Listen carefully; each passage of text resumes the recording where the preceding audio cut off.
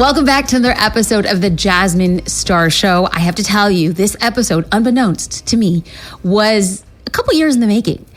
I am having a fangirl moment because my guest today is Shadé. Now, here's the thing. I like to bring on guests who I know or have met in some personal capacity. And so this is kind of like a little bit of a loophole to this because I feel like I know Shadé because of Instagram and social media and the amazing, powerful content that she is putting out. But before I move on and talk about a little bit of how we connected in that capacity, Shadé, thank you and welcome to the show. Thank you. Thank you so much, Jasmine. It's really exciting to be here and very much one of these 360 moments. It's, I'm sure we'll share a little bit of how we came to know of each other. Actually, let's start there. Let's start there. Let's go to the beginning. Yes. So from your perspective, because I feel like I had a light bulb moment that I wasn't connecting the dots. So how did our paths cross from your perspective?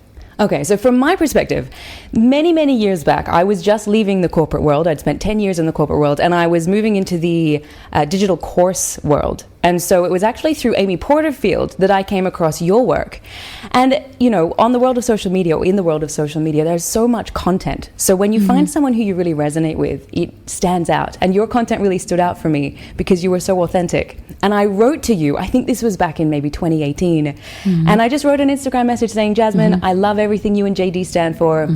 I love your journey, so inspired by it. And you replied. And for me back then, this was before I had a social following, before I knew what I was doing. It was amazing to see you take the time to actually connect with someone who wrote to you. Then, fast forward many, many years. I've been on this journey for 2 years. You reach out to me because I think you'd come across maybe one of my reels on Instagram. Yes. And it was this mutual moment of just connection and excitement. This is exactly how I remembered the story, except for the fact that, so yes, I do respond to my direct messages. This is how I've always navigated. I love understanding who is following and meeting people in their journey. And this just goes to show y'all, because what Shadé is not mentioning is that she has, to say blown up is like an understatement of what has happened. And so for me, I just want to take a moment of gratitude for seeing people at different stages of their journey and making sure you see people on their way up. And so the crazy thing was, I responded to the message, and then years later, her reels, Shadé's reels keep on coming to me, and I'm like, this woman's amazing. I'm like, she's just amazing. I consume everything.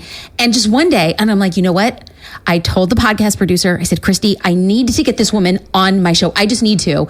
And normally we kind of go through like a formal invitation. And I'm like, you know what I'm gonna do? I'm just gonna go to Instagram. I open Instagram, I send you a DM, and then I see a history of our correspondence. And I'm like, oh, we've spoken. We've spoken to each other. And so I just want to take a moment and a minute to go back and touch a little bit on something you had mentioned. You started your journey. You had spent 10 years of your career in the corporate world. But one thing that kind of struck me is that you've said that you didn't really feel like you fit in. And so then talk to me about that journey. And then what caused you to say, you know what, I'm going to get into this kind of course creation world.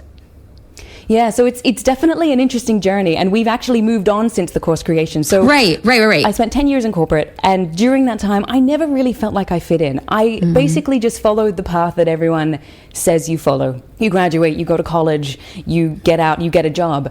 And so I was going down this route that didn't excite me. But I was finding ways to do it well. So look, when I first started my corporate career, I was filled with imposter syndrome, self-doubt, to the point that I started my career in the law. I was a lawyer. And I would hide behind my cubicle so that people didn't give me tasks because I was convinced I wouldn't know how to do it. And then they'd discover that I shouldn't be there. Classic imposter syndrome.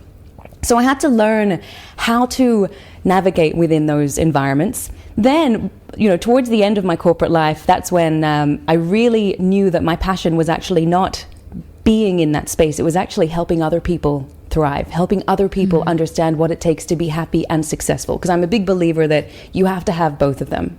If you've got happiness, you are successful, but people also want the financial success, the business success. And if you can get them together, that's that beautiful magic. That's when magic is made. So my husband and I, and one of the reasons why I love what you do and your involvement with JD is I work with my husband too. So there's a lot of similarities I see in what you share and what we experience. We have made it our life mission to understand what it is that people need to learn, people need to equip themselves with, and how they can overcome their blocks to really just be their best self. to feel like they're contributing their gifts in the best way possible. And that looks completely different to every single person. But what is common is some of these underlying blocks that people have. And the doubt that holds a lot of people back. And doubt, we know, can be one of the biggest self-saboteurs, if you like, when we listen to that voice. But that, so going back to the journey, when I was leaving corporate, we wanted to create an online course that was going to be our way to transition. We had a number of corporate clients lined up, but we wanted to also reach the consumer and help the individual. Okay. I started out actually. Let me pause for 1 second. Yes. Actually, you were going to right where I wanted to go, because I want a listener to realize that the path looks different. You left corporate with like this idea of what you were going to do, and it wasn't the end idea. It was the idea that got you to the idea and the permission around that. So if you're wondering what the big takeaway here is, let me just get to the end. We're going to be talking about harnessing self-doubt to take your business to the next level. Harnessing your self-doubt. And what I want to do is make sure that we're looking at Shadé's journey to see that she's practicing what she's preaching. So you have this plan to leave corporate and you're creating courses for whom? So this is the interesting part. Initially, it was women between the ages of 25 to 35 who were in the corporate world, who were struggling with confidence and imposter syndrome and not being taken seriously, because I had lived it and I wanted to help them. So that was our plan. We started creating content across social media. I have an interesting TikTok story, which I'll share for later, but started creating content on social media. Now, within about a year, so we'd launched our first course. It was really successful, which is amazing. We realized, though, even though my content was geared towards a female audience, I never once said women, ladies. I still kept my communication very general. But I was finding that 70% of my audience was actually not women. My message was actually resonating with people outside of who I thought was my niche. And so we had to really take a moment and reflect. And this can happen on the journey where you go out there targeting a niche. I think like there's two ways of seeing it. On the one side, be true to your niche, serve your niche, and then they'll find you. But on the other hand, there's nothing wrong with reevaluating. Absolutely. And if you're finding that your message is actually hitting others and they're really resonating, it may be worthwhile to actually pivot and consider how can you still do what you do, but expand it so you can bring in all these other experiences. And so that's what we did. I should probably also mention, we run a global leadership development consulting and research firm. So we have a very strong presence supporting organizations, some of the leading organizations around the world. But what we do on the social media side is really just help the individual, regardless of where they work, what they do, what business they're in, or what business they're running. And we were just finding that it was actually, our message was being received by men more so than women. So we had a little bit of a pivot moment. We thought, okay, how can we serve everybody? And then that's when the focus of the social media shifted to broadening out our audience. And it's been amazing, and I'm sure we'll get into this, but the power of video, especially short bite-sized content where people are seeing you, hearing you, you're coming up in their feed frequently, the trust that you build with people is phenomenal. And even though, just one other note, even though we specialize in building confidence, overcoming blocks, peak performance, that's our space. We find people reaching out for relationship advice, for help on navigating things completely outside of our area of expertise. But once you become known for something and you're true to who you are and you do it well, people will want you to help them with all sorts of things. And that's beautiful because it demonstrates, it's like a friend, right? We go to that one friend that we have, that we trust, and that's obviously competent at what they do. And we'll take their guidance and their advice.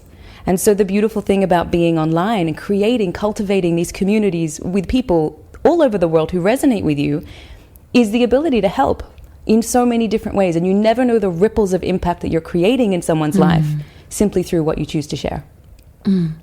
One of the things that really resonates again and again through like a thread through the content, it is said without being said, is that we all go through different internal blocks, and you give tips and takeaways. And so when you had said that people will come to you for like relationship advice, I'm like, I completely understand why. If I wasn't happily married, I would be like, I would trust you with everything from internal blocks, my corporate path, a relationship, and I would probably trust you if you had a cooking show. I'm not lying. It is just your ability to make people believe and see things from a different perspective. Now, before we get in, I don't think that Shadé would ever say these things, but she's a best-selling author, a 2-time TEDx speaker, and she's currently doing her PhD research in peak performance. So when we talk about making sure that we're well-rounded to speak to these things, I just feel incredibly honored that you are here. Now, we will absolutely talk about video presence and bite-sized pieces of building your credibility, but a lot of things stop us from getting started.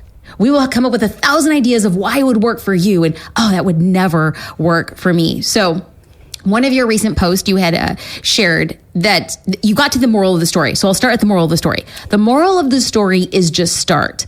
But that you had mentioned when you began this post was that our brains are hardwired to not leave things unfinished. And then it was a scientific study where it said a waiter would remember somebody's order. And then the minute that they placed the order, it would be pushed out because our brains are hardwired to remember these things. And so what you got to this whole scientific study was just get started. The moral of the story, quote, if you want to complete a goal, you have to start. Start small, start messy, start imperfectly, but start.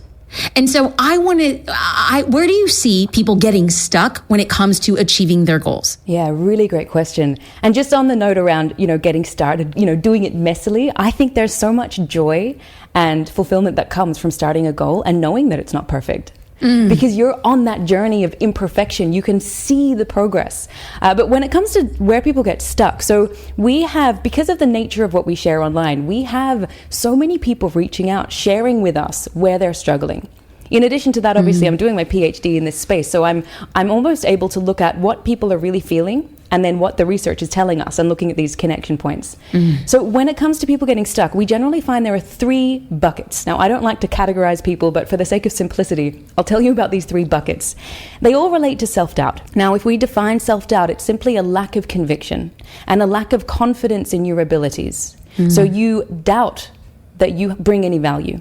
And it can manifest as this persuasive voice in our minds that tells us, and Jasmine, you touched on some of this, it says things like, you're not ready, you're not good enough, they're so much better than you, no one's going to want to listen to you.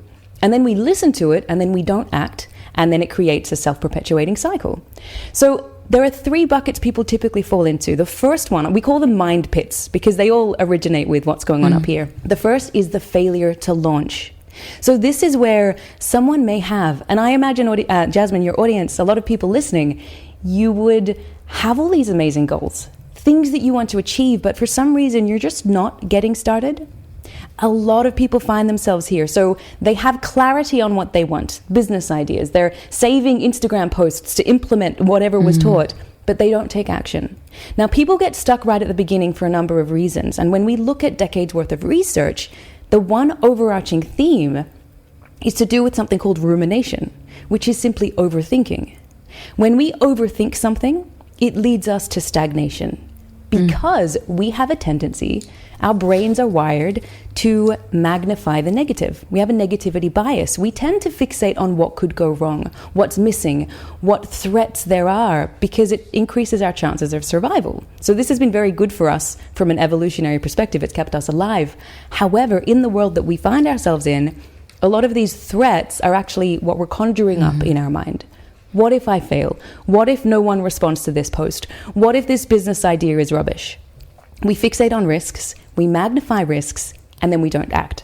I actually, just this morning on Instagram, I saw a post someone had shared. I don't recall the author, it was a quote, and it simply said, "Fortune sides with those who dare."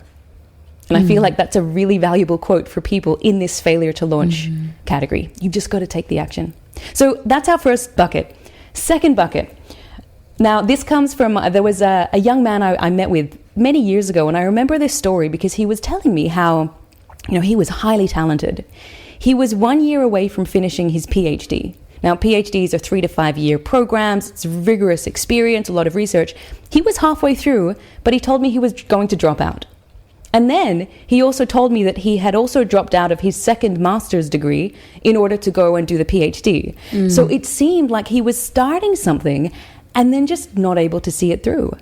And we call this the bucket of treading water. So you start a lot of things, but you just can't seem to actually complete them. Now, why does this happen? Self-doubt leads you to question whether you've made the right decision, which leads you to feel dissatisfied, and then you convince yourself that the grass is greener on the other side. So you lose motivation for the thing that you initially committed to doing. You basically become bored. And then when you're bored, you don't have the motivation. You don't get that dopamine hit up here. So then you think, well, this isn't for me. I'm going to do something else. You keep moving. You don't commit 100%. Now, there are two reasons why this often happens. The first is a lack of meaning. You've forgotten why you're doing the thing. Now, this young man I spoke to who had stopped his PhD halfway through, he went and opened up a charity that worked with underprivileged youth. And he's still doing that 5 years later, and he is so very fulfilled. So it's not actually that he couldn't commit. He was just doing the wrong things. He's committed now to his non-for-profit work. So that's one reason. People forget, what's the impact of what you're trying to do? Now, the second big mistake that we make is all about motivation. Jasmine, have you seen the movie Dune? No. Or have you heard of it? No. It's I think it came out last year, and I just happened to watch it on the plane. Now, it came out, long before the Star Wars days. It's actually based on a book. Doesn't matter about the movie, but there was one scene in this movie that really stuck with me. There was this young man called Paul, and he's being trained to fight. So one day, his trainer comes into the room, and Paul says, "Oh, not today. I'm not in the mood." Now, his trainer replies and says, "It's not about being in the mood. When the enemy comes, they're not going to come later because you're not in the mood, right? You have to fight when you need to fight." Why I like this little scene is that the message is that it's not always about feeling motivated or being in the mood. As we know very well, motivation wanes. Just because your motivation towards something drops, it doesn't mean it's a sign to stop. But a lot of people think it is. This isn't what I should be doing. So actually, what's more important than motivation? And I've only come to this realization very recently, because I was all about motivation, find the motivation, improve your motivation. It's actually about one thing, and it's discipline. Amen. Right? Amen. Doing something even if you don't feel like it, but you've committed to doing it. That's the power of discipline. So there are our first two buckets. We have one final one. Feel free to stop me at any time, because I get so passionate about these things. Are you kidding me? I'm going to the University of Shadé. I'm on my 3 buckets, and point 2 has 2 subpoints. So let's bring everybody back. So bucket number 1 was overthinking. Yes. We come to a point of stagnation and what could go wrong. And oftentimes we make up these scenarios and we make those fake scenarios true, and that stops us. The second bucket would be treading water. And this is where we can't complete and we're losing motivation. We think that if we lose motivation, it's an indication that we shouldn't be doing this. And part of the reason why is perhaps we have a lack of meaning. And you use that example of somebody starting a charity, and he stuck to it because it meant something to him, and that discipline is greater than motivation. Bucket number 3, let's go. I'm on board. Let's do it. Okay. Woo-hoo. Okay. So bucket number 3, I call it destination obsession. Essentially, what this means is that it's an inability to sit still. So you don't have a discipline problem. In fact, you have a lot of discipline. You keep pushing, but you push so hard you actually don't give yourself a break. So you feel guilty when you stop working.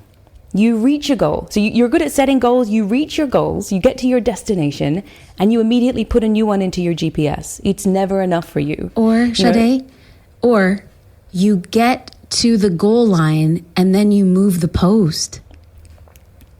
I feel like you're calling me out. I feel like, oh no, let's end the podcast. I don't want to hear the rest of this. This is too confronting. Destination obsession. Please continue. Thank you. Look, Jasmine, it's so common. Especially with people who are driven, who want to achieve for the sake of having impact. A lot of people who are also in the business realm, entrepreneurs, business owners, people trying to grow audiences on social media, we feel this inherent guilt, productivity guilt. We can't stop, otherwise we'll fall behind. We reach the goal, but it's not enough. We push the goalpost even further, so we never get the satisfaction of progress, right? So again, it's not that you don't have discipline, it's almost that you have iron discipline. You set very high standards, which lead you to continually chase the standards. And then if you don't achieve them, then you become self-critical. So we're not really, for a lot of us, we're doing a lot of things. We're super busy, getting a lot done, but it's not actually getting you to anywhere meaningful because you're not allowing yourself to appreciate the growth, appreciate the journey. And a lot of people forget that this is a sign of self-doubt. It's because you are doubting the value that you bring, and you're doubting that you are ever enough. And so much, when we talk about self-doubt, so much of this originated in the earliest years of your life.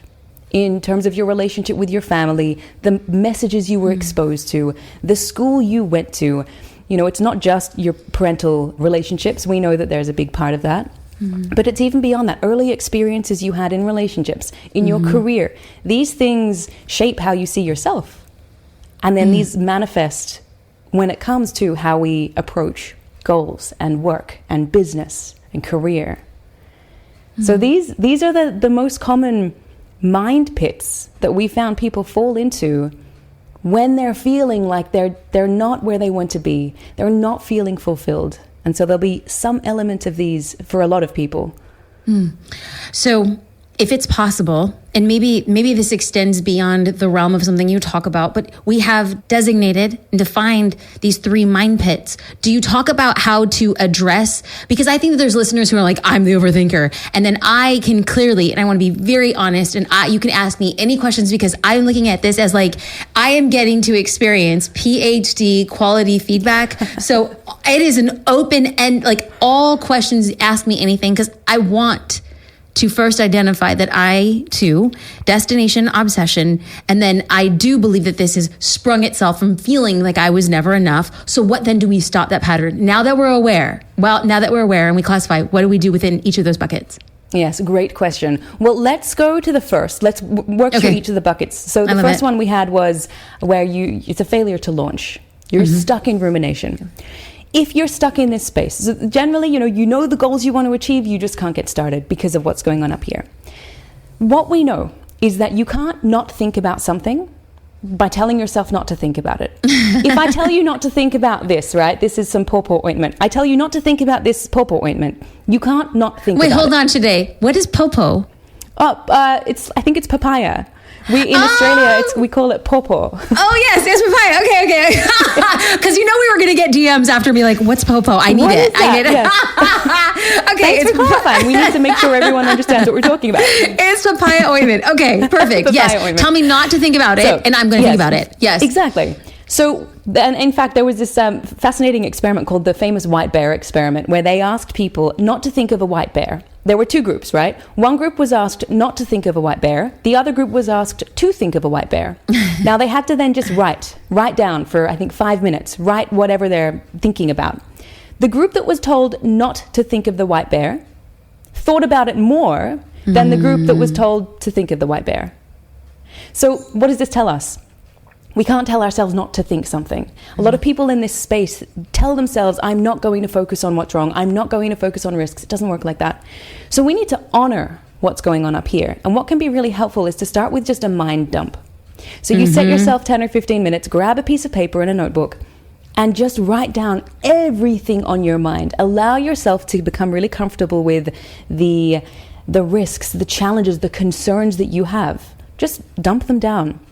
Once you've done that, you might firstly feel like you have a little bit of additional mental clarity because you've finally gotten it down on paper. But then the second step is to look at all of that and say, all right, what can I do something about?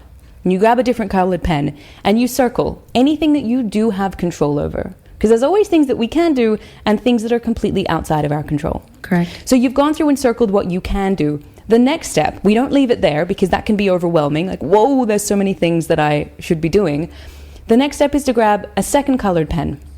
And you're going to underline the tasks or the things that you can do that you're actually going to do. So now we move to the what I will do or what I intend to do. So you've got this map in front of you. You then create a list. I know a lot of people say things like, don't use lists and find other methods. I really like lists. I'm old school. Create a list. I always encourage you to handwrite it. I think there's the ability to tap into thoughts, when we handwrite things, because how did we all learn to write? It was handwritten, it wasn't typed. So we go back to that. You write your list and every sentence starts with I will or I intend to. And you simply just write down what action you will take. And this is where it comes to what you were saying, Jasmine, about how you just need to start. You just have to take action. Small action, imperfect action. Embrace the messiness. That's where it all starts. And just do. That's your first step. That'll help you identify whether you're spending all your time focusing on things outside of your control or whether you are actually focusing on what can I do and what action will I take. So that's for our failure to launch people. Start there and then take action. Now, of course, that doesn't mean taking reckless risks. We start small. There's something I'll talk about potentially a bit later about the importance of realistic risk assessment. That's something that is important when it comes to self-doubt, so we don't make decisions that we look back on and regret. But that's encouragement for the failure to launch category of people. Now, if you're treading water, if you find that, yes, you commit to something and you were 100% in for a little while, and then you just can't seem to finish it, we often find people in this space are also very passionate about self-development. So they will pick up a book, they will buy a course, and then they'll get a quarter of the way through and then see the next one and then go and buy that and then the next one. So they've got this huge range of unfinished resources. So if this is you, you want to be thinking, how can I, firstly, make sure that I'm only committing to things that are actually aligned with what I want for myself, the meaning that I'm creating in my life, the impact that I want to have. Make sure that you have a little internal criteria and you can say, yes, this is aligned with what I want. Building an audience on social media is aligned because it will allow me to positively influence more people. It's always got to be about the impact to others and less about it will make me more money. I understand financial security can be really important for you and your family, but what we know is that that's considered an extrinsic benefit. And if we only have extrinsic benefits, it's very easy when you face a roadblock to think, too hard, I can't do it. And then you do something else in search of the financial security. So if you can make it all about the impact to others, there's always a way to find that. I had once was giving a talk on Clubhouse, and someone asked me a question. She said, well, I really want to do well in my career so that I can prove to myself that I can do it. Is that considered an extrinsic motivator, or is that something that will inherently motivate me? And this was a really good question, because a lot of people, they want to prove to themselves, right? They want to be the first in their family to do something. And that's beautiful. If you take that one step out, if you go beyond that initial circle, what ripples will that create in your life or in the lives of others? And then they start thinking about, well, maybe I will actually empower other people who had a similar upbringing to me to see that and think, I can do that too. Because there is something called motivational contagion, where we need to be able to see someone have done something for us to be able to say, well, it's possible, I can do it. So that, there are always ways we can extend that. So for people treading water, find the meaning. Once you have the meaning, you need to know that sometimes things are going to get challenging. Sometimes you're going to wake up and not want to post on social media or check your emails or do the things that we don't love. We always talk about, when it comes to your business, ideally you want to be doing the things you love the most. That's your genius zone. That's when you feel like you're contributing.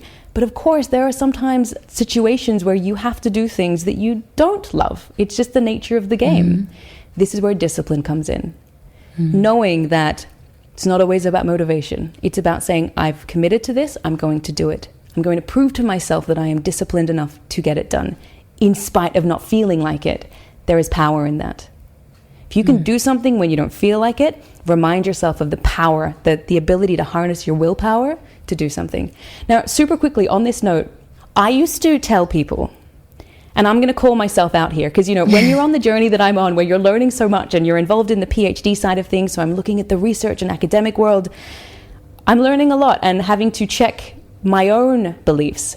I used to tell people, when it comes to achieving goals, focus on the progress. Focus on the day-by-day progress. It's all about being better than you were yesterday. And yes, that's true to an extent. What if you're not experiencing any progress? What if you're posting online? Yes. Or you're building your business in the early stages. And Jasmine, you might have experienced this, and you're just not seeing anything change. How can you focus on progress when you feel like you're going backwards? Yes. So I now change what I say to people. Of course, progress is important. When there's progress to acknowledge, make it about the process. If you can shift focus away from needing to be better each day to actually making it about, well, I ticked that off today. I did that today. I didn't feel like it, but I did it. Interestingly, Jerry Seinfeld. Did you ever watch Seinfeld growing up, Jasmine? No, I didn't. I know. I'm one of the few people who hadn't. I know. I know. But you know about it. You know about it. I do. I'm very familiar. Yes. So he was asked at one point in time, how did you develop your skill in comedy? And he replied and said, well, what I did is that every single day I would practice my craft, even when I didn't feel like it. And for me, the goal was being able to cross off on my calendar that I had completed another day. I got to a point where I didn't want to break the chain because I could see all these big crosses on my calendar. And so it was about the process and not breaking that chain. And I love that, because when you don't feel like you've got the progress to motivate you, focus on the process, which then becomes about discipline. Ooh, so good. So good. Okay. So in one sentence summaries, which does not do what the profundity of what you're sharing deserves, but the fix for our failure to launch would be to make a list, a mind dump, which leads to clarity. Ask yourself what you have control over. Underline the things you will do.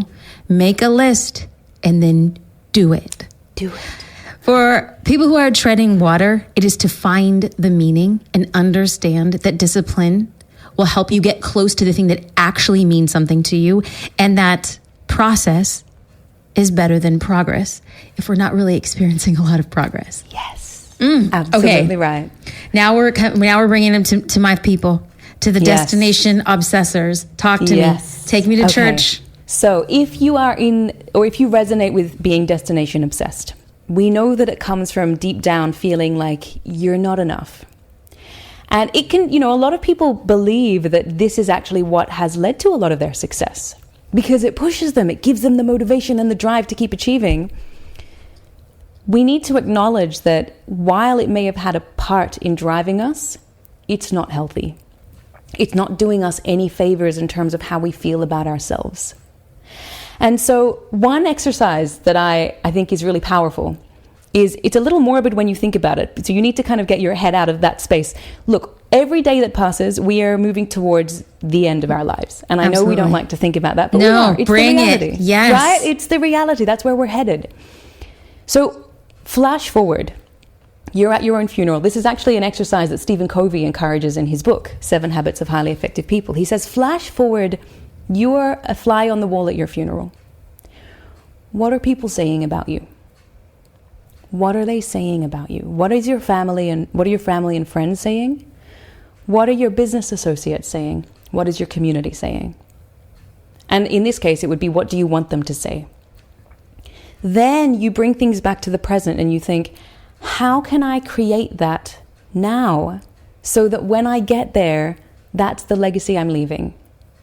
And what this does is it reminds you that we can get so fixated on the here and now and achieving the goals and what's next. We're all going to end up in the same place. Mm-hmm. And so we have to be thinking about, how do we make sure that we're not leaving people behind? We're creating that legacy. That's a really beautiful existential exercise you can do, just to reflect on, who am I? Who do I want to be?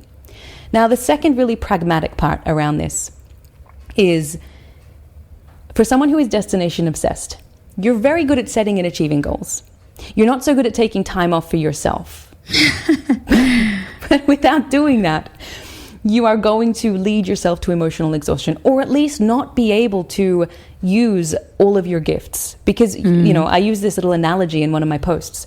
We have a certain amount of cognitive power each day. Let's say we wake up in the morning and this cup is full.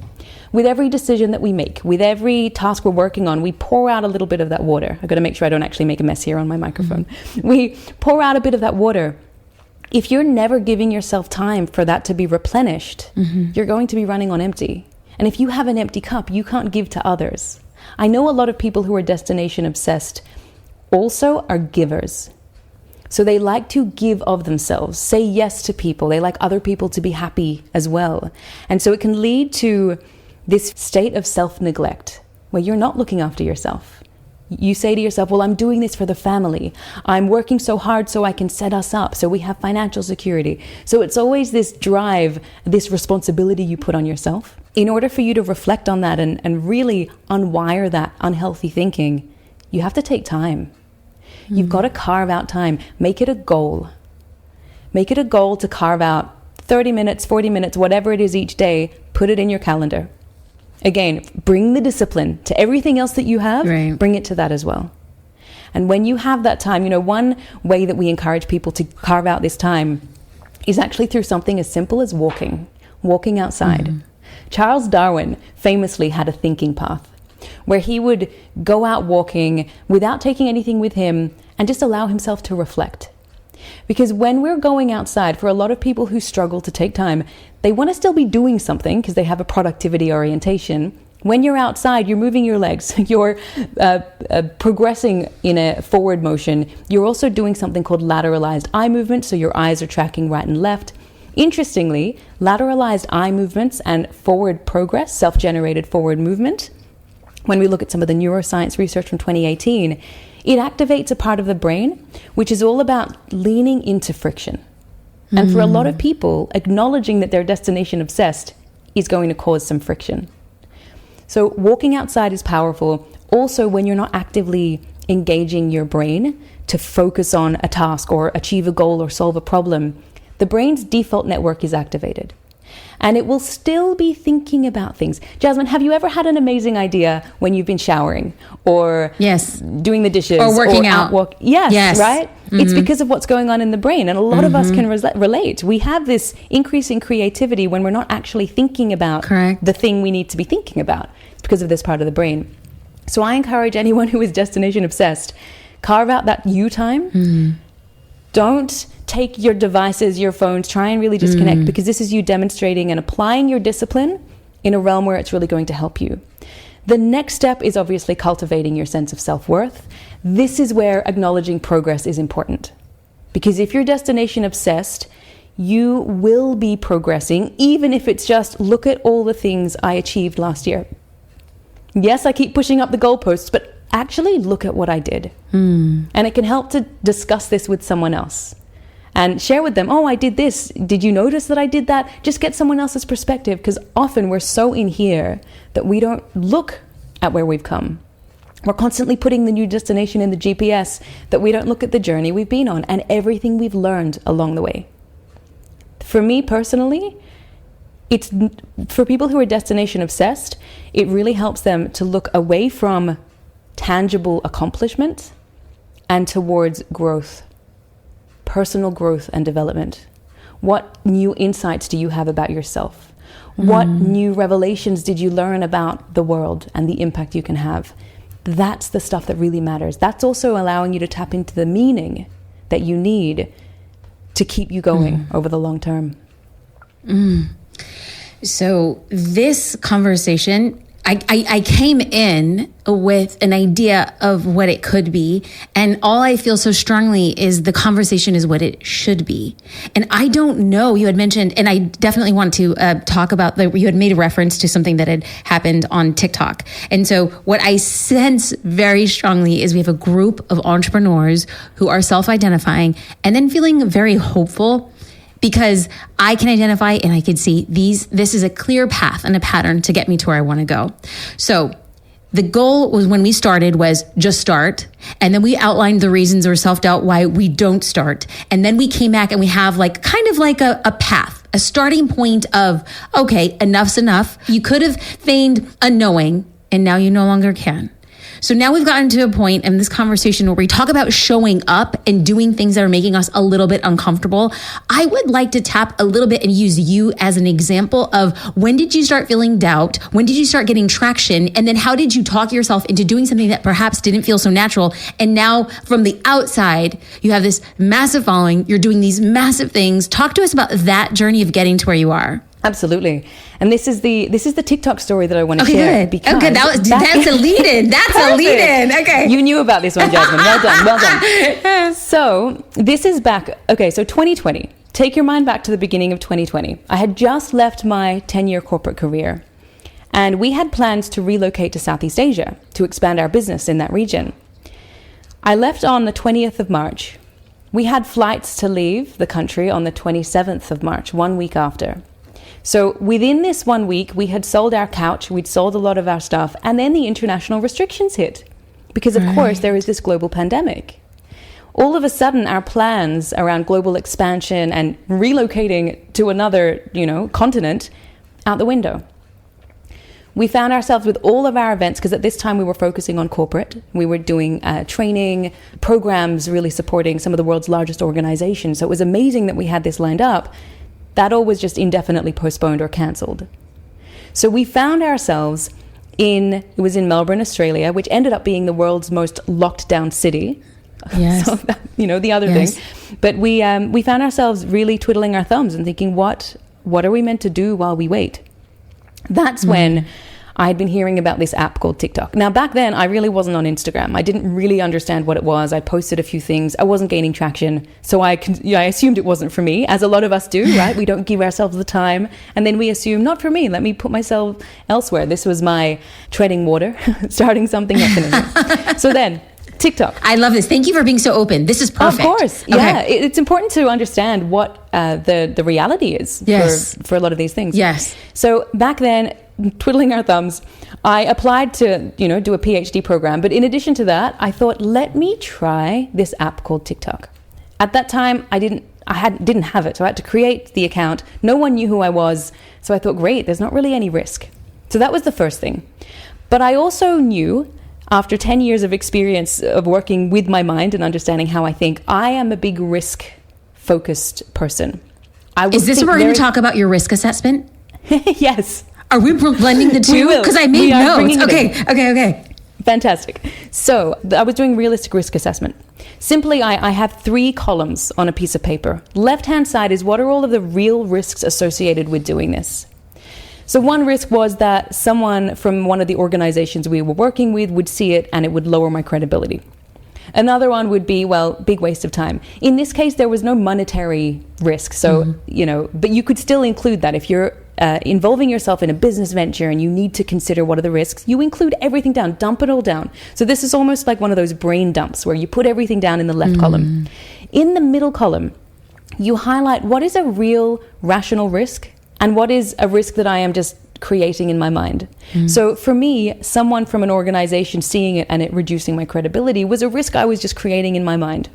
It was something that I was worried about, but it wasn't really a tangible risk. In fact, there is a little link there about how it wasn't a risk at all, and I'll share that. Then in the third column, you highlight, okay, for any that you've identified, there is a real risk. What can I do to help minimize that risk? Because sometimes there are risks. One of them would be, it could be a big waste of time. So I said, okay, I'm going to try it for 40 days.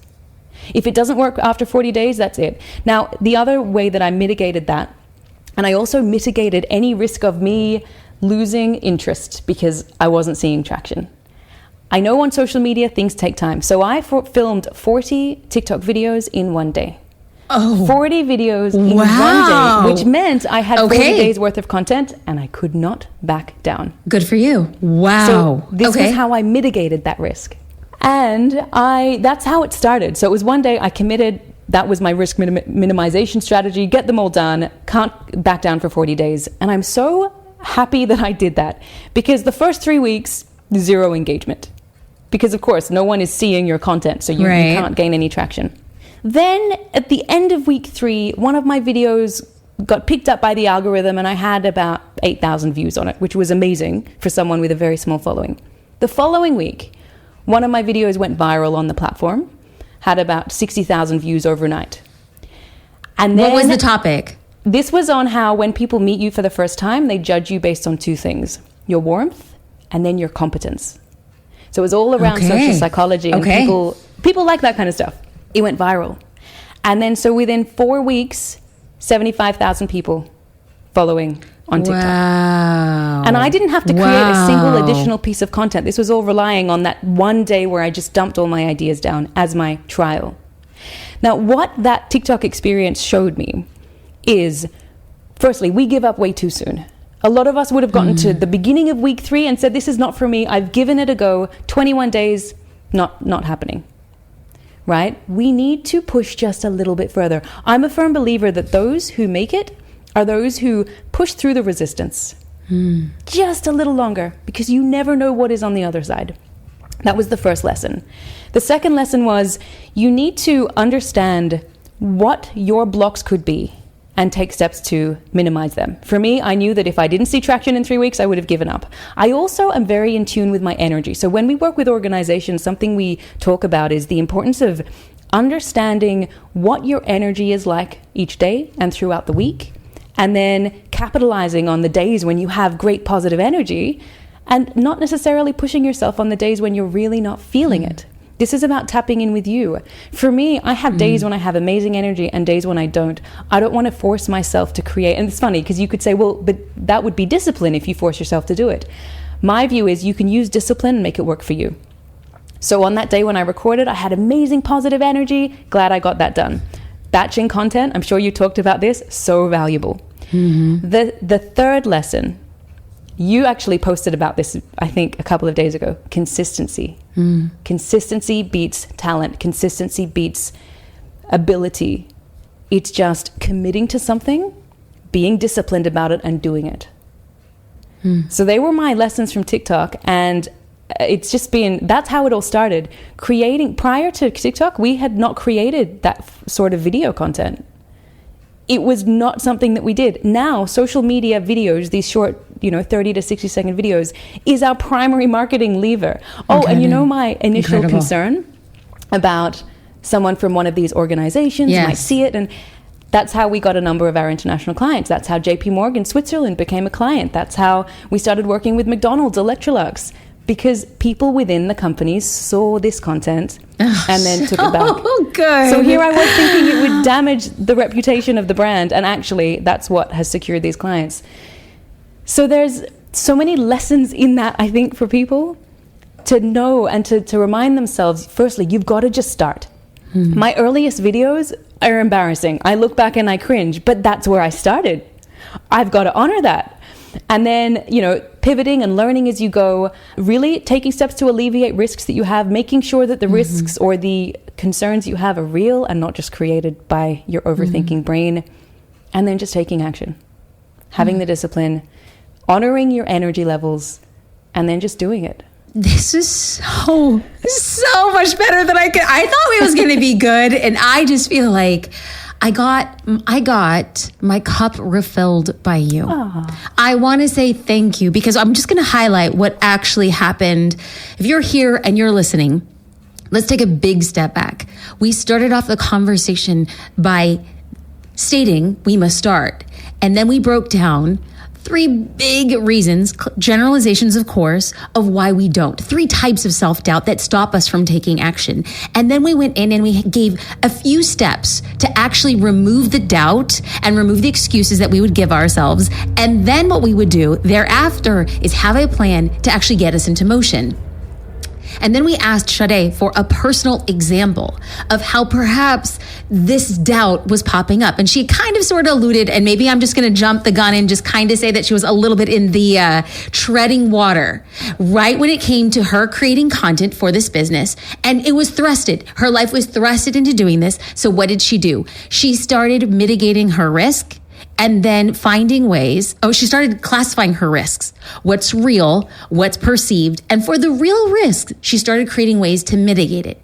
And the very thing that she thought was a real risk that could compromise her business was the very thing that set her business up for success far beyond she thought could exist on a singular platform. So much so that she went from 0 to 75,000 followers in 30 days. When she had given herself 40.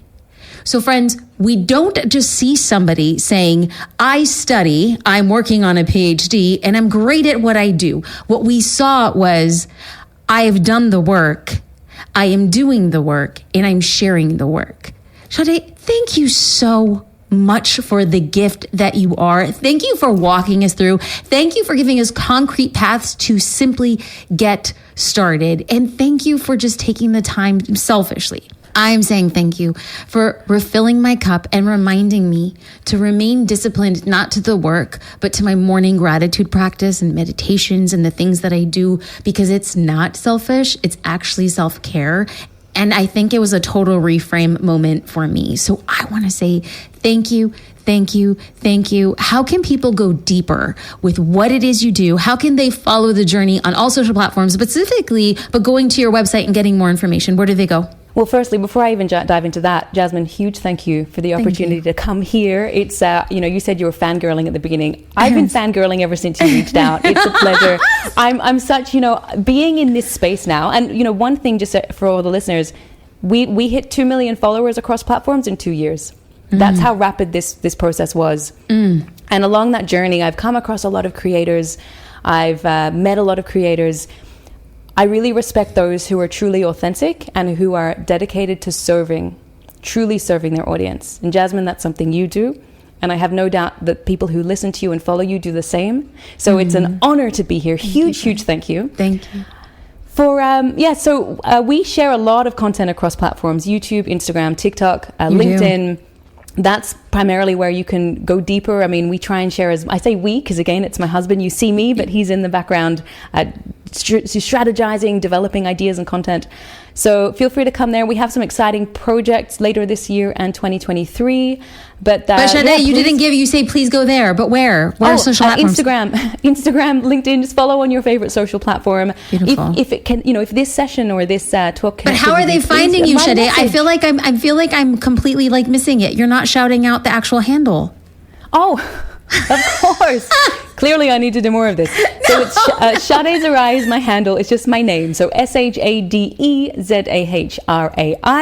You can find me anywhere, and I'd love to hear from you. If you really resonated with something from this session with Jasmine, please connect. Please write. Share it with me. That's wonderful. Thank you. We are going to be linking to her socials within the show notes, but I wanted to make sure that people had a very clear directive. Hearing it audibly, 1,000 times over, it makes me uncomfortable to hear nice words about myself, but coming from you, I appreciate it. And I also think and firmly believe that if you ever left my outgoing message on my cell phone, I would be the luckiest person, because I could hear you talk all day long. We can set that up. Jasmine, please leave a message. My dreams would come true. Shadé, thank you 1,000 times over. You are a gift to the world, and there's going to be so many people who just 40 minutes ago found an excuse not to start, and you refuted it so kindly and beautifully and brilliantly. Thank you for being you. I appreciate you.